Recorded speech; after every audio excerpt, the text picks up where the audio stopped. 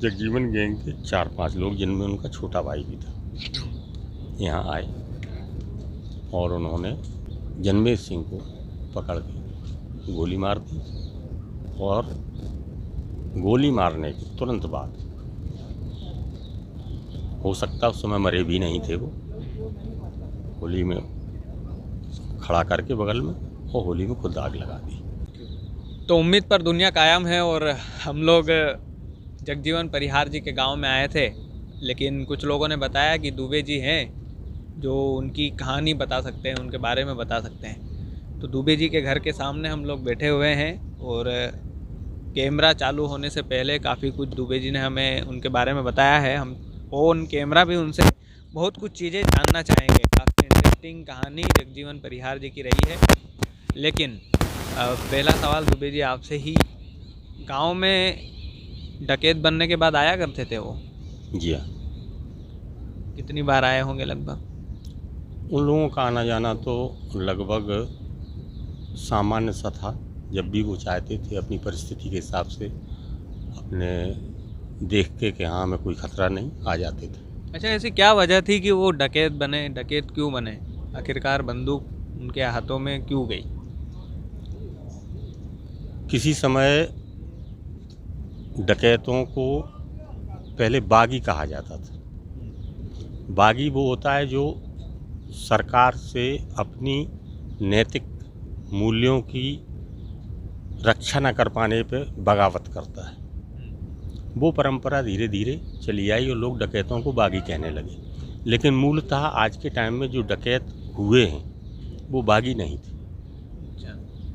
जब से आत्मसमर्पण हुआ डकैतों का, एक नई शैली उत्पन्न हुई कि पैदा करो, उसके बाद हाजिर हो जाओ। और इस बीच में जो ज़्यादा डकैत हुए, ये बागी नहीं थे, ये सिर्फ बिजनेसमैन थे। अच्छा, व्यापार ये लोग करते थे? जी हाँ। अच्छा, तो जगजीवन परिहार जी क्यों बने थे डकैत? आप कुछ बता पाएँ उनके बारे में? जगजीवन परिहार का ऐसा कोई मूल, ऐसा कोई समस्या ऐसी नहीं थी। उनके पास अच्छी खासी खेती थी, आज भी उनके पास खेती बरकरार है। और मैं नहीं समझता हूँ कि गांव में, पूरे गांव में उनके बराबर खेती 2-4 लोगों के पास ही है। इतनी खेती उनके पास आज भी है। ऐसा कोई मुद्दा नहीं था, लेकिन नई उम्र पे सोचने की शक्ति कम होती है और वो बहकावे में आके हीरो बनने के चक्कर में फरार हो। अच्छा, हीरो बनने के चक्कर में डकैती जो है चुन ली उन्होंने? ऐसा? डकैती चुन क्या लेगी, परिस्थितियाँ चुनती हैं। और जब हम आगे हो जाते हैं तो हम फिर उसी रो में आगे बढ़ते जाते हैं।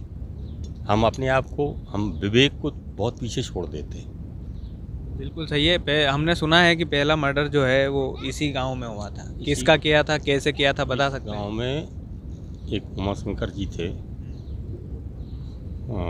लगभग हमारी उम्र के, और उनके पड़ोस में थी।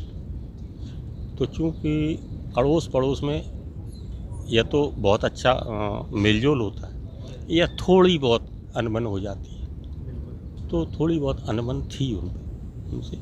न तो उनका कोई खेती का दबाव था, ना कोई धन का दबाव था। सिर्फ ये था कि ये हमसे किसी मामले में आगे ना हो।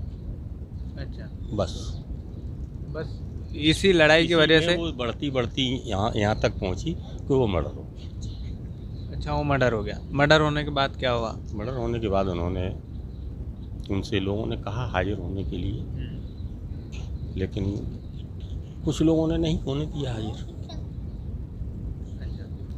और ये तो आप मान ही लीजिए कि बगावत के टाइम में हाजिर होना बहुत कठिन था। आज के टाइम में तो हाजिर होना बहुत आसान है।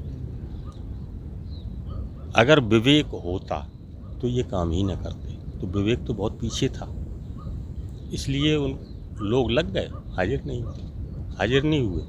1 आध साल इधर काटा, फिर किसी गैंग में सम्मिलित हो गए। निर्भय, सलीम के बाद अपना खुद का बना लिया इन लोगों के साथ होते हुए। अच्छा, निर्भय और सलीम के साथ ही जुड़ गए थे मर्डर करने के बाद? मर्डर के काफ़ी दिन बाद फरारी काटी उसके बाद? कुछ दिन शहरों में काटे। अच्छा, उसके बाद हाँ, अच्छा एक किस्सा बड़ा उनके बारे में बड़ा सुना है, इंटरनेट पर काफ़ी लोग बोलते हैं कि होली वाले दिन उनने किसी को जिंदा जला दिया था। उस किस्से के बारे में अगर कुछ बता पाएँ आप। ये इन्होंने 2002 में 6 मई को मर्डर किया था अच्छा। गांव में। एक त्रयोदशी थी गांव में उसी दिन, और होली का कांड उनका था ये 2006 का, 2006। 13 मार्च 2006। शायद दिन उस दिन मंगलवार था। एक परिहार ही थे, उनके बारे में लोगों ने अफवाह फैला दी कि ये उस समय नया STD फ़ोन उनके पास आया था, जो कि वो यहाँ से 6 किलोमीटर दूर बल्लूगढ़िया चलाते थे। अच्छा। STD STD। वहाँ से वो शाम को डेली घर आते थे। लोगों ने अफवाह फैला दी कि वो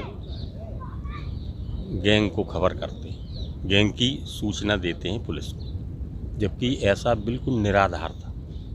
बस अफवाह के कारण ही हुआ। अफवाह के कारण उनका मर्डर हो गया। उसके मर्डर के समय 2 लोगों की पकड़ हुई, 2 मर्डर और हुए और 1 घायल हुआ था। अच्छा, तो दृश्य आप बता सकते हैं कि होली के दिन कैसे गांव में लोग इकट्ठा हो रहे थे, किस तरह से क्या हुआ था, मतलब पूरी तरह से अगर आप डिटेल में थोड़ा बता पाएँ हमें। होली के दिन हमारे यहाँ एक परंपरा है कि होली पर सभी गांव के लोग हर परिवार से जाते हैं अपनी अपनी नई फसल की बालों को लेकर, वहीं भूनते हैं, प्रसाद के रूप में होली पर चढ़ाते हैं, उसके बाद उसको सब लोग वितरित करते हैं। इसलिए लगभग पूरा गांव एकत्रित था। मंगल का दिन होने की वजह से ये था कि रात को 12 बजे के बाद होली में आग लगेगी। होलिका दहन 12 बजे के बाद होगा। उसी समय जगजीवन गैंग के 4-5 लोग, जिनमें उनका छोटा भाई भी था, यहाँ आए और उन्होंने कहा कि भाई आज कोई प्रोग्राम नहीं हो रहा। उन्होंने शराब की व्यवस्था करवाई, कुछ लोगों को पिलाई और जन्मेज सिंह को पकड़ के गोली मार दी। और गोली मारने के तुरंत बाद, हो सकता उस समय मरे भी नहीं थे, वो होली में खड़ा करके बगल में, और होली में खुद आग लगा दी। उसके बाद काफ़ी फायरिंग हुई, जिसमें एक लड़के के ये मांस निकलता हुआ चला गया, एक लड़के की यहाँ से पकड़ हुई। उसके बाद बगल का इसी ग्राम पंचायत का ललूपुरा गांव से एक आदमी को बुलाया, उसको गोली मारी, वो भी परिहार थे। उसके बाद बगल के गांव में एक ड्राइवर था हरजन, उसको सोते में गोली मार दी। और उसके बाद मर्दानपुरा से एक बघेल को पकड़ के ले गए, जो कि बाद में फिरौती से छूटे। और जो यहाँ से पकड़ के ले गए थे वो जौहरीपुरा पे गोली चली यूपी पुलिस से, तब छूटा। 61 दिन बाद। 61 दिन बाद वो छूटे थे। अच्छा, ये जो जगजीवन परिहार जी जो थे, इनका पुलिस से के द्वारा खात्मा कैसे हुआ, और कुछ और इंटरेस्टिंग स्टोरी अगर कोई किस्सा आपको पता हो तो आप बताइए हमें। इनका खात्मा तो डिस्ट्रिक्ट मुरैना में गढ़िया बुधारा गांव है, तो गढ़िया में मुरैना पुलिस ने अपने मुखबरों के द्वारा पुलिस से मुठभेड़ में किया था, जिसमें कि शायद 20 घंटे मुठभेड़ चली थी। एक मकान में घेर लिया था। उसके पहले एक यहाँ जो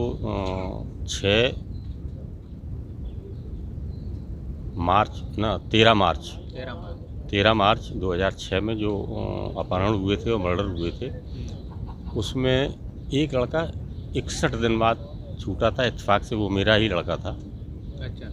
और वो भिंड जिले के थाना फूप के पास एक जौरी का पूरा गांव है, जो कि बिल्कुल इटावा डिस्ट्रिक्ट से सटा हुआ है। उस साइड में उसके जौरीपुरा गांव के नीचे चंबल नदी, चंबल के उस तरफ है इटावा, और इटावा में थाना है बड़पुरा। बड़पुरा यहाँ इस समय पकड़ के टाइम, जिस समय पकड़ हुई थी उस समय एसएसपी थे चौधरी दलजीत सिंह का हुआ प्रमोशन, और उनका वर्किंग, उनका जो तेज तर्रार अधिकारी थे, इस वजह से उनको समीप ही कानपुर रखा गया प्रमोशन के बाद। कानपुर रहते हुए भी इटावा की कमान को वो स्वयं संभाले हुए थे, स्वयं मार्गदर्शन कर रहे थे, क्योंकि उन्हीं के टाइम पकड़ हुई थी। तो वो चाहते थे कि हम इसका कोई बंदोबस्त, इस कलंक को थोड़ा मिटा सकें, इसलिए ज़्यादा इंटरेस्टेड थे। उन्होंने एसएसपी अशोक जैन करके थे, उनके निर्देशन में यहाँ वो काम कर रहे थे। क्योंकि मध्य प्रदेश पुलिस से उतना सपोर्ट नहीं मिल पा रहा था जितना वो चाहते थे, इसलिए उन्होंने गुपचुप रूप से कुछ लोगों को गाड़ियों में, थोड़े थोड़े लोगों को भेजा। कोई साफा बांधे बैठे हुए हैं, दाढ़ी रखाए बच्चे लड़के से बैठे हुए हैं, किसी में कोई दूल्हा टाइप का बैठा हुआ है, किसी में बैंड वाले बैठे हुए हैं, बैंड भी रख के बाजे रखे हुए हैं। इस तरीके से धीरे धीरे गाड़ियों से आए, क्योंकि उस समय सड़क काफ़ी चल रही थी, तो लोगों ने समझा नहीं, उन्होंने धीरे धीरे वो गांव घेर लिया। अच्छा, मतलब बाराती के भेष में गांव घेरा उन्होंने? हाँ, गांव घेरने के बाद उस साइड से चंबल के किनारे यूपी फोर्स था, वो यहाँ से उन्होंने फायरिंग की तो ये लोग नीचे की साइड को गए, उधर से वो फोर्स ने दबाव दे दिया तो उन्होंने 6 लोगों को मार दिया। उसमें इत्तेफाक से एक पकड़ भी मर गई। एक पकड़ भी उसमें मार गई थी, और 6 डकैत मारे गए थे। तमाम असला छूट गया था, तमाम उनका एम्यूनिशन छूट गया था, और लगभग बुरी तरह से प्रभावित हुआ था गैंग, और भाग के गया यहाँ से, जगजीवन बच गया था। उसके 5 अहम साथी, 6 अहम साथी मारे गए थे। अच्छा, ये जो उसमें सभी पकड़ें छूट गई थी। सभी पकड़ें छूट गई। बस एक पकड़ मारी गई थी, बाकी सभी? हाँ, बकाई 7 पकड़ें थी, 7 छूट गई थी। अच्छा, उसके अगले ही दिन पुलिस ने घेर के मारा था उनको, ऐसा कुछ? 1 साल बाद कि जो यहाँ पकड़ हुई थी मार्च में, 13 मार्च को, अच्छा, वो 6 में हुई थी, और ठीक 13 मार्च 2007 को ये वहाँ गढ़िया बुधारे में घेर लिए गए थे। अच्छा, और वहाँ पे उनको मार गिराया था 20 घंटे की मुठभेड़ के बाद।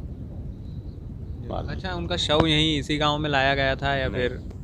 इस गांव में नहीं लाया गया। कोई उनकी शव को लेने वाला यहाँ नहीं था, उनका परिवार शायद उसी साइड में कहीं रहता है, तो वहीं कहीं लाया गया होगा, इधर तो कोई आया नहीं। अच्छा, पुलिस के द्वारा ही अंतिम संस्कार किया होगा? वो लोग ले गए थे, जो उनके परिजन हैं या रिश्तेदार, वो लोग ले गए थे और वहीं उनका हुआ है, इधर नहीं है।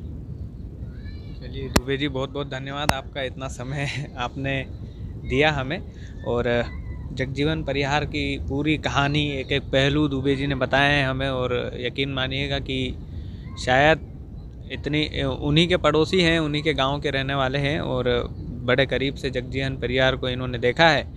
तो उम्मीद करते हैं कि आपको स्टोरी पसंद आई होगी। हम लोग आप ही के लिए मेहनत करते हैं, आप ही के लिए हम लगातार बुंदेलखंड के चक्कर लगा रहे हैं, आप ही के लिए हम लोग जो हैं वो जो इंटरनेट पर जो झूठी अफवाहें फैल जाती है उनको दरकिनार करने के लिए हम ग्राउंड रिपोर्टिंग कर रहे हैं। हमारा मेन मकसद यही है कि किसी अपराधी को बढ़ावा ना मिले, उसकी असलियत हम लोगों के सामने लेकर आएँ। तो यही तमाम चीज़ें हैं। आप कमेंट में बताइएगा आपको जानकारी कैसी लगी। बाकी दुबे जी का फिर से धन्यवाद, बहुत बहुत धन्यवाद।